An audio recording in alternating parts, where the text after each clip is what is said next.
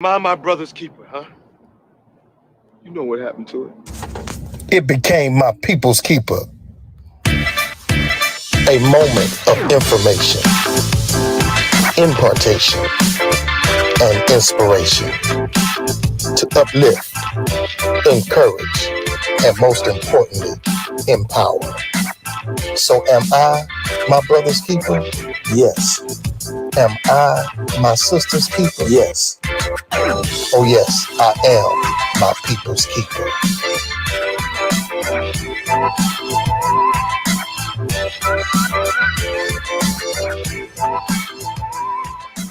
Hello, everyone. What's going on? This is yours truly, Will Robinson, here on this episode of My People's Keeper, along with my lovely co-host, as always, my lovely wife. Hello. I am Patrice, and I'm so happy to be in the building. Yep. We're in the building. Shout out to 119 Media Group and to the family of the podcast. We just want to thank everyone for tuning in on this episode as we continue to discuss what are we up against in the Black community. Definitely, we want to continue on from the last conversation that we had discussing poverty. So we're going to be going into what we call a part 2 series, but we're going to be dealing with how to also alter the poverty within us and our community. I believe that it is possible to do so, that even though we are faced with this challenge, and definitely it is a systematic challenge as well. But I think that there is some things that we can do that can help alter poverty. And so I want to jump right into it today with it, definitely with some information that we do have, as me and my lovely co-host has been talking for the last couple of weeks concerning this, because this is something that we as a community have been faced with, have been battling with for centuries. And so how can we not only address it, because it's being addressed. I mean, it's been addressed for quite some time, but definitely how can we do it, but knowing the knowledge of it in order for us to face it. Yes, again, like we said, poverty is a real issue in America. It's not just a United States issue, it's a world issue. So many people are affected by this. So let me define poverty again before we really get into it. Define it. The definition of poverty. Poverty refers to lacking enough resources to provide the necessities of life, which include food, clean water, shelter, and clothing. You can also include that it means lack of access to healthcare, education, and even transportation.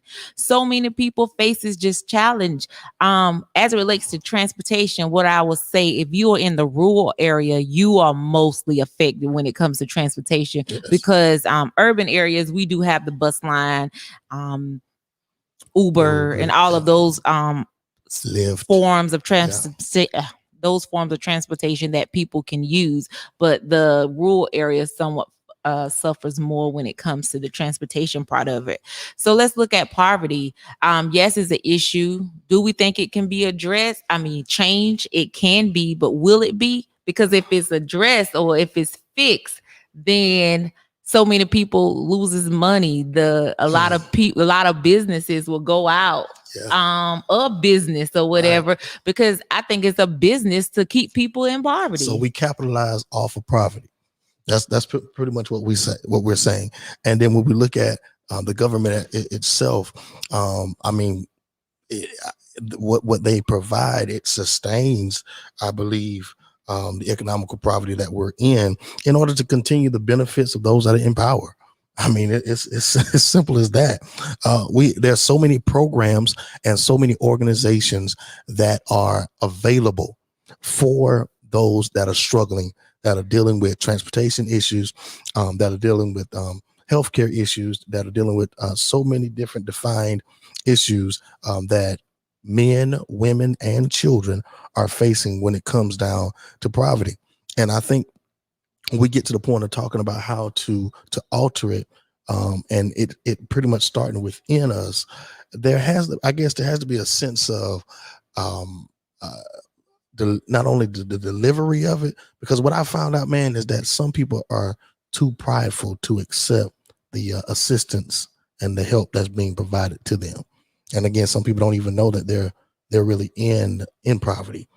Either. Well, I guess if you just looking at the guideline of the poverty level guideline, but your family is still clothed, you all are sheltered, right. There is income coming in and no one is hungry, then of course you are not living in poverty. Right. That definition does not apply to you. Like, the definition is out there. What it means is out there. Yes, the statistics are out there, but the reality is it doesn't have to apply to you if it's not your situation. Right. But we're talking about the ones that it actually applies to, the ones that don't have any income, the ones that are homeless, living in cars, or living with a family member. Because if it's not your house, that is a definition of still being homeless.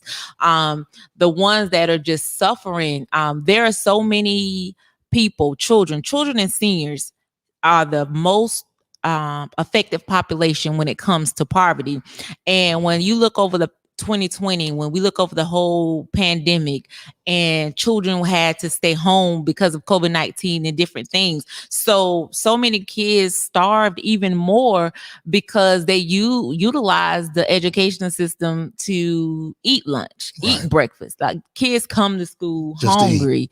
And they look forward to that. And then, some schools know, it's at certain schools, it is identify who is at risk of poverty or who is living in poverty.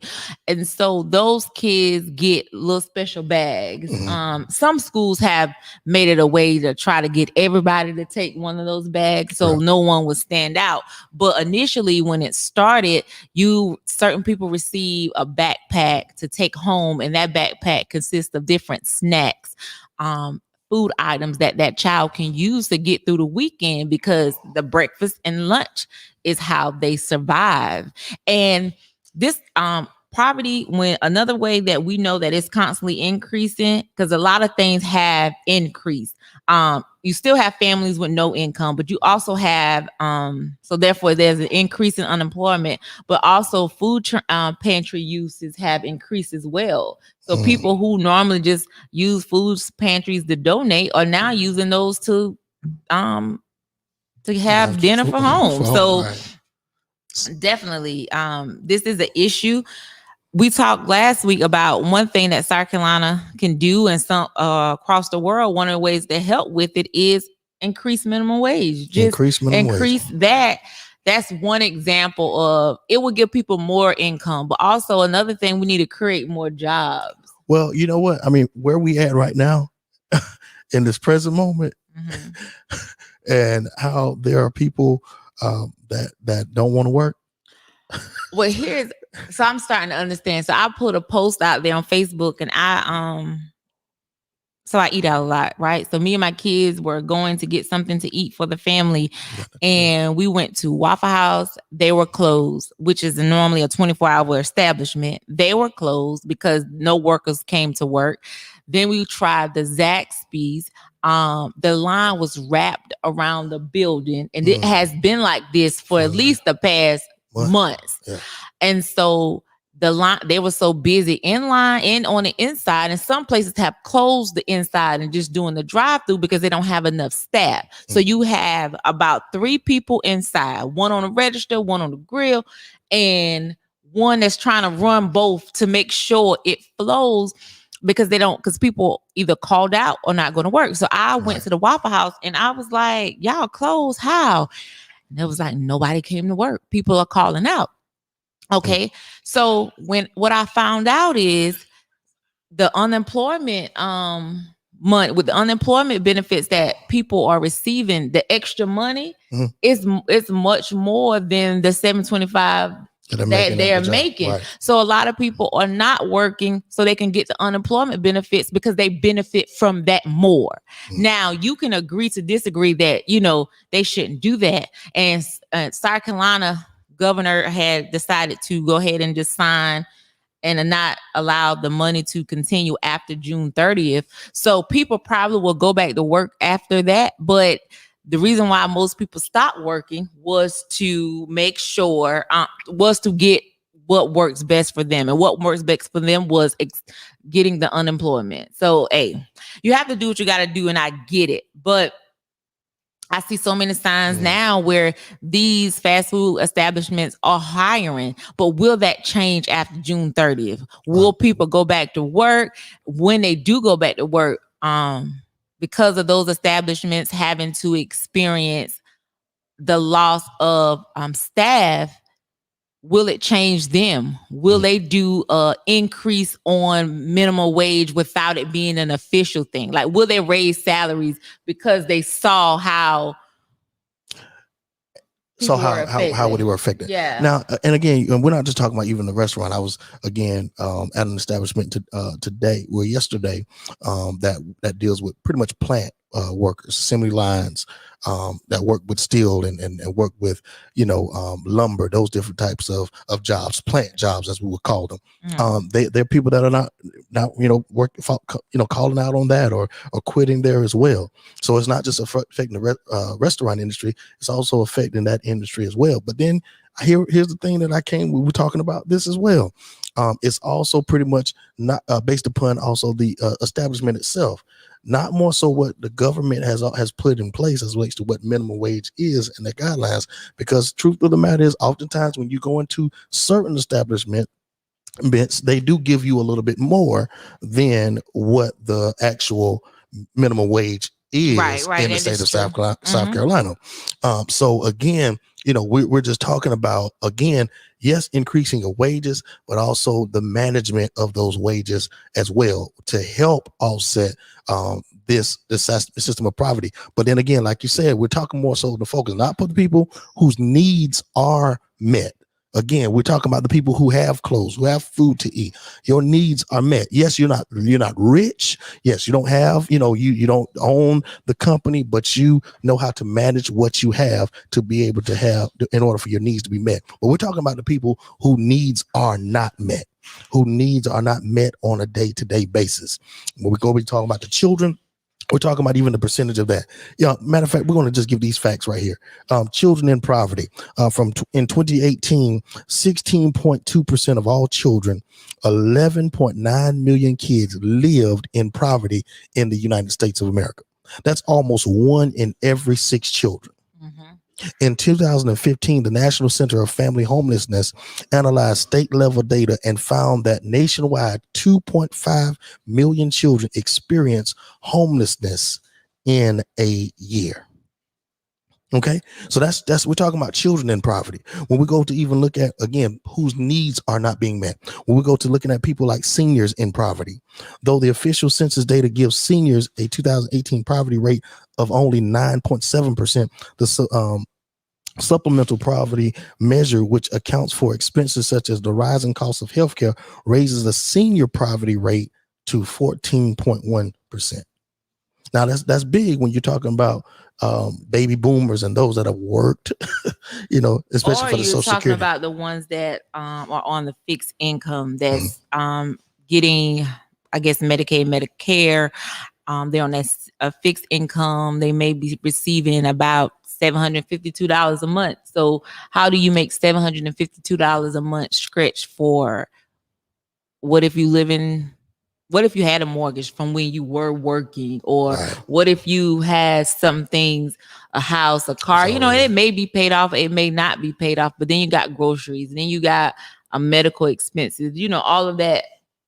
I'm sitting here, I'm looking at Facebook, and definitely want to thank those that are watching live on Facebook as well, with my People's Keeper as well, by those that are listening to the podcast. What the people say, what they say. Brian Smith, definitely, Renika, shout out to Renika Benjamin. She said that's true. Yates Wild says that's fire. Brian Smith, I like this. Brian Smith says, we're paying people not to work. When I am paid $300 a week not to work, then a job that claims to pay me $450 a week is offering me $150 a week for 40 hours of my time. Right. What choice would I make? Exactly. I'm not mad at the people with the choice that they made, because you have to make decisions that work best for you and yours. So Brian goes on to say, increasing minimum wage may not be as good as just replacing minimum wage with an adequate basic income. Makes sense. Yeah. So again, Brian, I appreciate you for that, for definitely chiming in with that information, because again, we want to really just focus on, again, how are we going to really help cover, again, those who needs that are not met, that are in poverty. Is that right, hon? Right. All right. So when we go back to looking at these initiatives, these organizations, again, who are in place, who have funding, who have jobs because of this, are they effectively taking care of those people that are in poverty, from children to seniors, to even ethnicities? As a matter of fact, let me give those numbers as well. Poverty by ethnicity. According to 2018 U.S. Census data, the highest poverty rate by race is found among Native Americans, 25.4%, with blacks, 20.8%, having the second highest poverty rate, and Hispanics of any race having the third highest poverty rate, 17.6%. 6%. Whites had a poverty rate of 10.1%, while Asians had a poverty rate at 10.1%. Okay. So we start looking at that. We're breaking this down, looking at from children to seniors to the ethnicity. Even when we look at the poverty as relates to age, women and men. Matter of fact, let's break this down. Women, 12.9% as relates to the poverty rate, versus men, 10.6%. Wow. Poverty does not strike all demographics equally. For example, in 2018, 10.6% of men and 12.9% of women lived in poverty in the USA. Along the same lines, the poverty rate for married couples in 2018 was only 4.7%. But the poverty rate for single parent families with no wife present was 12.7%. And for single parents, families with no husband present was 24.9%. Oh, wow. In 2018, the poverty rate for people living with disability was 25.7%. That's nearly 4 million people living with a disability and in poverty. Wow. So listening to those numbers, hearing the breakdown, and going back to my question again, how do we alter the poverty within us in our community? The organizations that are set up, the things that are set up in place, again, that are funded by the government in order to help homelessness, in order to help hunger. Is it really effective for the people? So if you have a small sample of people utilizing those services, then yes, I would say the programs are effective, because you will have more resources to spread out. You will have more to give. But when you're looking at a constant increase of people using those services, then there's an increase in the services being used, but there's a decrease in jobs being jobs paying people adequate salary. There's a decrease in jobs. I mean, then you can't predict the unpredictable, like a pandemic, to come through and change the game either. So you just got to, you have to consider just so many factors. But just to go off on this, the piggyback on our conversation from from the previous Thursday, the system is not designed to change this. Mm-hmm. So we said that, and we know that it's not designed to change it. But what happens is, when you utilize the services, you have to make it work for you. You can't become dependent on it. So say if you get affordable housing, so you get Section 8 or some type of public assistance that help with rental assistance, whatever that, whatever it is that you get. Right. So say you get that, but you also is able to get a job. So it goes to managing and making decisions that work best for the household. So when you give out these services, you also have to give out things like skills, like money management skills, because you can't give someone something, but then they don't know how to use it. Right. So if I put a non-educated person, as relates to that, don't know how to manage money, that How do we persuade that non-educated person to receive the knowledge or to receive the help that they need once I've given you what you need? I guess you have to make it part of the process. Okay. So if I'm going to give you these benefits to help assist, I'm also going to make you take this class. And some places offer that. I'm also going to make you take this class to educate you on how to do X, Y, and Z. Right. There are so many people, but I know a couple people personally. They were in affordable housing, Section 8. When I tell you they finished school, got their degree, got their first job, and found a house for them and their kids, like they use the system for them. I'm gonna live here rent free, but I'm gonna stack my money and then I'm gone. Right. See, you use it for what use it to better you, but don't use it to cripple you. And that's what a lot of people do. Like we look back at the situation in Columbia, South Carolina, with what was those apartments across from Benedict College? Gonzalez Garden. Not those, but those. That's the example. Benedict Court. Those apartments. People have been living there for over 25 years on the system. How do you allow a family to stay on the system that long? Like, I don't know all details, but if it's supposed to just be an assistance to help you come up, then if you are constantly there, then are you really coming up? And I'm not talking about disabled people, because that's a different story, but I'm talking about willing bodied able people who can at least work. How are you constantly, how you be on the system that long? Like I don't know. Like I don't know who shared, but there are some people, I think there was, I don't know where it come from, but definitely remember hearing this about, there's some people it's been embedded in them. That's their plan, to stay on the system, but also their children to be on the system. And that's called generational poverty. So so we're talking about generational poverty, which again, when we talk about poverty, it's a curse. Jesus, and I'm sorry, I'm the pastor. So when we look at the scripture, and when Jesus comes on the scene, he comes and he's amongst those that are poor. He's amongst those that don't have much. So he not only, when I give an example of what he does, he not only operated in word, but he also operated in deed, and he also taught. He also gave teachings, but there was a way that he did it. And a lot of times when I listen to people, even when they say that they need help, and you offer help, you being a social worker, me being a pastor, and you offer people help, I think it's also how you present the help to them, because people, when you're in a low place in your life, you already feel down. So when people present something to you, and it's like you gotta be mindful, you gotta be careful of the delivery in order for them to receive it, because one bad word or how you deliver it, it'll turn people off. And what I realized is that some people, pride you all right, baby? Come on, you good? Come on, we're gonna get you right. Come on, y'all help her. Pray Jesus, hallelujah. I mean, yeah, we're gonna get her right. She's good, but they just, I noticed that a lot. Like when people are really down, it's just this thing that play on their mind when people are really helping them and they have help available, but they just feel like people are talking down to them, and they would rather stay where they are than receive the help that they need, because they feel like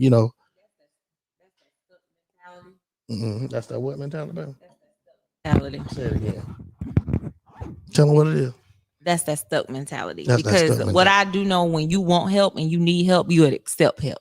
Like when you need it, you will accept it. I don't care how you deliver it to me. You can cuss me out, but if I need that money in your hand, I'm gonna take the cursing out and I'm gonna accept it, and I'm gonna do what I have to do. So your mindset have to be willing regardless of the situation. So it's the mindset again. So it's your mindset. You can say whatever you say to me, but if I go stand in your line to need a service, I'm going to accept the service. And you can look down on me, but all I know is this is a hand up until I can do better. Right.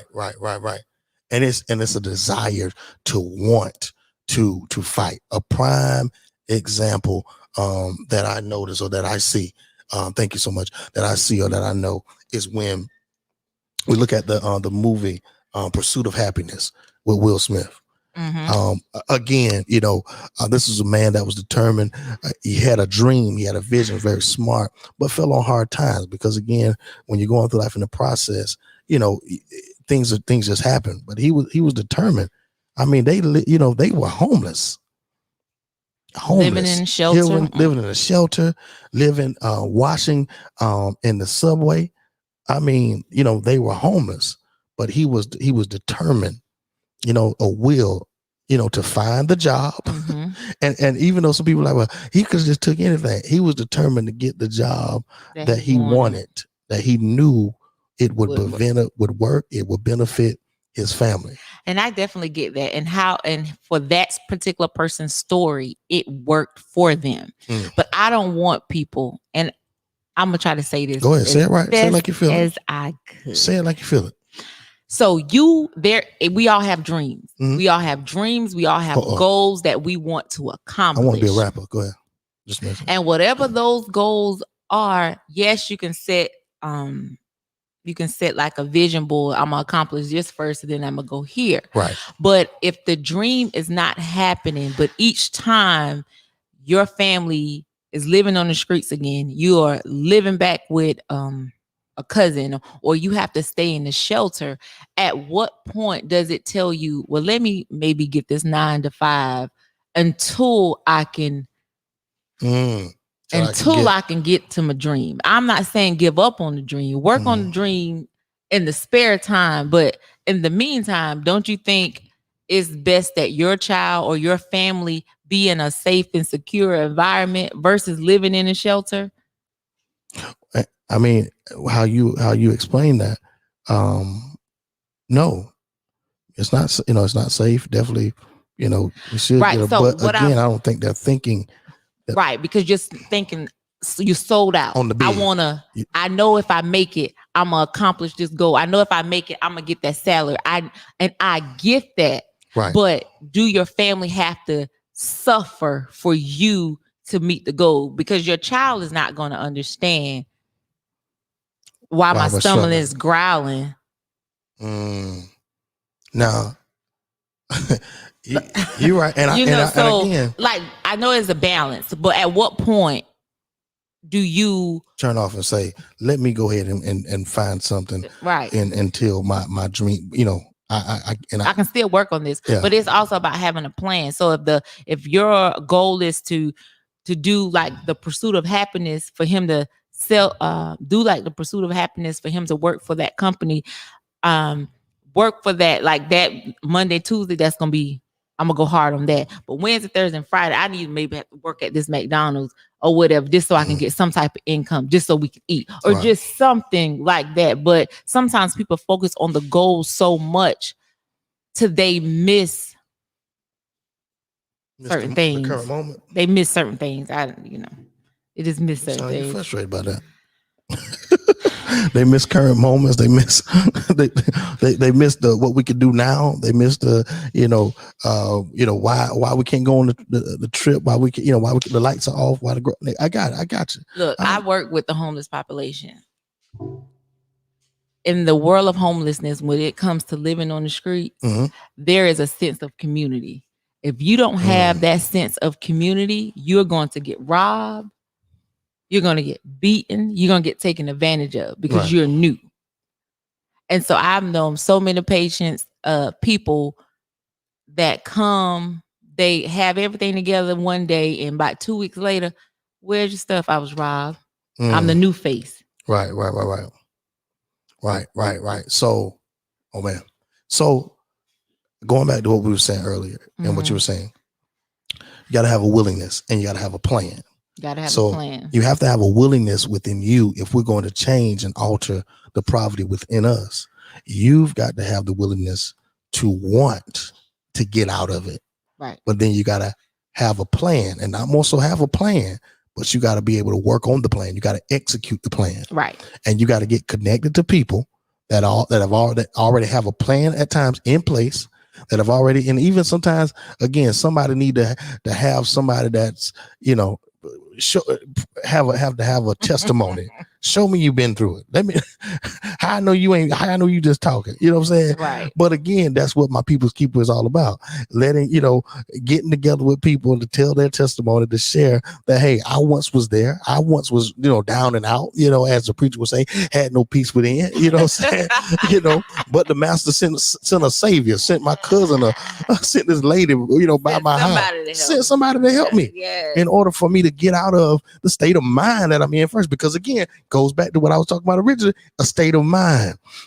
We can have, as long as you got food, as long as you got clothes, as long as you got a ride to get you to X, Y, and Z, you don't think you don't feel like you're in poverty, because again, your needs are met. And so that's the goal. If your needs are met, then this doesn't fit you. But if your needs are not being met, if there's a constant struggle, then that's something.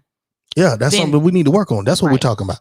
How do we help alter that? Again, willingness to have a mindset to want to get out of it. You got to be honest with yourself too. You got to look at your situation. You got to evaluate your own situation. You got to have an honest conversation with yourself to see where you are. Again, also to the people that are there. Your needs are met, but there's some things you need to work on. There's some things you need to do. You need to stop living beyond your means. There's some things that you need to work on in order for you not to fall in that trap of poverty. Right. So let's look at this. Another way that we can help get out of poverty. Mm-hmm. A lot of people ain't gonna like this. They ain't gonna like it, but this is another way. You like messing with people. You like making people feel bad. Go ahead. Let me tell you. Live with each other. Who live with somebody? Cousins, aunts, mom, dad. Live together. Let's put our resources together. I don't like them like that. What's wrong with you? I need my privacy. Huh? Right. Other nationalities do it all the time. Why can't we do it? Oh, they do, don't it? Why can't Because we be joking about them all doing it all the time. But they do it and it works for them. They do it. They live together. They build their businesses. They got them storefronts. They got their restaurants. They got all of that. Then they go separate and live in their own. Right. Once they make sure everybody else have arrived. Hey, cool. Can we live together? Can we live together? Hey, inbox me and see if you want to. Let's live together. We offering to living together so we can build together. Working people live together. Let me get that. Come on. Because you got to be able to put something in mind. So here's the thing, and this is how we work. If someone stays home to take care of the kids, to make sure the meals are prepared and all of that, then that's one way. That's one person can stay home and take care of that foundation. Yeah. Okay, then you got the working people who go out and work. We can share a car to get to where we need to go or whatever. One person buying groceries. All of our money is going in the pot. We're going to manage this money. But live off these resources together, make it work, invest. Mm-hmm. Yeah. Go ahead. Start a business. And then boom. Boom, we there. There's a family in Texas. This is an African-American family in Texas. I want to say it's the brother, but in his siblings. The brother used to work for the White House, for the government, used to work for the White House, and he retired. And he brought a mansion in Texas on about 10 acres or so of land or more with his other siblings and their husbands and their families. And so it is probably about a 8-bedroom, 10-bedroom house, and it's on 2 levels, and they got it broken down. They have their own area to eat, to get all that kind of stuff. They have their own parking garage, all that kind of stuff. But it's a proven fact, number one, that it can work. It can work. It can work. And so they have a whole estate, a whole estate, and they live together with no issues, with no problems. And again, they live nice and lavish in a nice place. I'm not saying that it's wrong, but because they decided to say, hey, let's live together, let's work together in order for us to build together. That's it. I'm talking. I feel my help right here. That's it. Lord, I feel my help right here. Yes, sir. And so that's how we are going to alter the narrative of this poverty-stricken generational curse that is consuming the African-American community. That's the only way. And we've got to decide to do it. And watch this. We can't talk about it. We just got to be about it. Exactly. We can talk about the plan. That's what we can talk about. And when we start talking about how we're going to execute it and putting it in place and the time and all of that. And again, as much as we got our homeboys and our homegirls, your road dogs, Hey, come on, some of y'all single mamas and all that, that's single right now, whatever the case is. That's a good plan. It's working for the Hispanic community. Mm-hmm. Oh yeah, it's working. We see them. We can laugh all day if we want to, but eventually they got the big diesel trucks. They making it work. They got the business. They got the house, but again, you got to work it. You got to work it to build it. So you got to work it to build it. So again, that was one main example of how we can alter the poverty. All right. So some of the things we said, either increase minimum wage or give adequate salary. Then last week we said make healthcare free for all. We also talked about affordable housing. Just now we just said live together, create jobs. Those are ways to help us get out of poverty. Create jobs create jobs, but also again create assignments. If we live together, create assignments. Just like you said, have somebody that's gonna watch kids, somebody that's gonna focus on the working. And the reason why I say that because childcare can be an easy $800 a month. Easy. $800 a month. Okay, you just I'm going off. Okay, that's one child. That's okay. One child. Yeah. One child. But when you got two. But what I'm saying is, if we work together and we make this plan work, the kids, once they get from school, somebody will be at the house. Right. I have a cousin who always say it was y'all generation who started this childcare mess because somebody was always home. Come on. And took care of y'all. When y'all got off the bus, my Aunt Rosamay, shout out to Auntie. When I tell you, up, Auntie? She was the one who was at home. She made sure everybody on that bus ate. We ate good too. Ate real good. Real good. She took care of all of us while the parents worked. She was not able to work. But when they got off from work, they came and got us. We went home, homework and all that stuff was good. Yeah. And they took care of Auntie for taking care of us, the children. Yeah, mine was grandma's house. Grandma died house. And then also shout out to Gloria Snake. Snake was one, that's what we call her. Snake, everybody kid in the neighborhood and family. Everybody kid, she was the daycare for the family, man. And so again, having those people in place, it helps save money, but it also builds family, man. Builds family. Structure. Yeah. Ooh, and structure is needed. And it's all right to restructure. Oh, right. It's all right to restructure. It's all right to start over again, to redo this thing again. Now, even though it was our generation that went into the child care, we can sit back and reanalyze this thing and we can restructure it, man. Because again, there is a way to alter this mindset. Because it's in the mind. It's in the mind first. Let's change the mind. Let's change the mind. Thinking.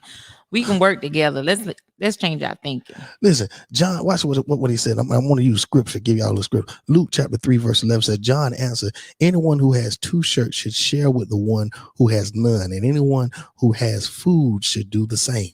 So when we look at a togetherness, we're talking about, Jesus. This is the time of Jesus walking with his disciples, teaching. He's not only working, indeed, he's also operating and giving. He's giving the necessary tools in order to build the people. All right. Watch this. So watch it. When I look at when we talk about where we are in the season, the book of Acts, when we go into the book of Acts, and on the day of Pentecost, we all know that story. Those at the church, we know on the day of Pentecost how the Holy Ghost fell, and they were all on one accord, speaking in tongues and all that good stuff, unknown in their own language. After all of that had taken place, they that had the necessity, had the possessions, the apostles told them to bring all of your possessions unto us. They didn't keep it for themselves. They took those possessions to disperse it amongst everyone that was in need. That was a start of breaking the curse of poverty right there. Mm-hmm. Let's go ahead and meet the needs of those where they are while we're still working, but we're also still teaching. Right. Because you're still going to need the teaching once you start, doing the work, and once you start receiving the need. Because when you're teaching, you're planting seeds. Come on, come on, you better talk. Come on. And what does seeds do? Grow. Come on. But they also got to be what? Watered. Come on. on. So it's all, so you're always going to be still. This is a process. Exactly. It's always a process to get back into the trenches. And so that's where the generational wealth comes from. That's where it comes so from. we pass it out, pass it on. You pass mindset. Exactly. And it's for, and again, for those who would receive it, for those who would hear it, for those who would get it. You understand what I'm saying? I got a cut, man. Shout out to my cut. I listen, and like I said, I talk about it all the time. You know, I never forget. I use this example as we, probably get ready to close. My grandmother summons me to the house a couple years ago before she passed away, and summons me down to the house. And my grandma used to love to read those Daily Bread books with the scriptures and all of that. And she turned it to a particular page, told me to get the book out the drawer, told me where it was, told me what page to turn it to. You know the story, baby. And she says, read that. And it's talked about considering the ant. And it talked about how the ant, how he takes his food, he gathers his food, and he takes a portion of his food and he pretty much puts it to the side, build it up. He takes a portion to eat for that day, but the rest he stores it up. He stores it up. He stores it up. And so she just, gave me that word of encouragement to apply, to say, hey, you can't spend everything that you have. You gotta store up for a rainy day. You gotta manage, what you have. It ain't about how much you make, you know what I'm saying? But it's about how you manage what you make. And so she just had a way. I never forget, man. It seemed like the insurance man used to come by the house all the time, every week. I mean, she said, go and get this pocket. She had a bank account at her own house. She had a bank account, but she had a bank account at the house too. Had a pocketbook here, pocketbook there, in this section over there. Go over there, go to the left, look up under that dress, get that pocketbook, and bring that pocket. She bring that pocketbook here, take this particular money out to pay this and to pay that. She just had a way to, to manage, what she had, man. And watch this. And she never went lacking. And the people connected to her never went lacking. She wasn't a billionaire, but her mindset was wealth. She knew how to work what she had. You don't buy quantity, you buy quality. Right. That was always her saying. You don't buy quality, you buy quality. So even if you got to save up for it to get the quality, then you save up for it. Because it's going to last. To get it, because it's going to last. That's it. Ooh, baby, you got anything else that you want to impart? Because you've been preaching today. I think you were scheduled on the My People's Keeper today. God, all I got, if we change our mindset, it would change our future for the better. God, say that again. You know what? Say that again. You're preaching up here. Go ahead. Change our mindset in order to change our future for the better. Ooh, change our mindset in order to change our future for the better. That's good. That's good. That's simple. That's simple. All you got to do, all we got to do is to change the poverty within our mindset and to turn it to that of a wealth building, growing. And again, it ain't about you being the richest, but it's definitely about you being, in your spirit and in your mind, the wealthiest, in order for you to grow and those around you to grow. I'm gonna leave with this here. Shared this on yesterday. As relates to when we start restructuring ourselves, our mindset, our personalities. I mean, our personal lives and our family life. It begins to not only affect those around us, but it affects us, but also those around us. But God has his hands on you. God has his hands on me. God has his hands on those that are listening. He has your hands on you to be able to give you the inspiration and the impartation of what you need to work those hands that he's given to you. And when you start working those hands given to you, it's going to work for you and it's going to work for those around you. For he's giving you, the scripture says this, the power to gain wealth. And the power to gain wealth is in your mind and is in your hands. That's it. Seeds give, work the harvest. And when you sow those seeds, you're going to produce a harvest. But when we get this harvest, we're going to be able to handle the harvest. I ain't want to tear my harvest up this time.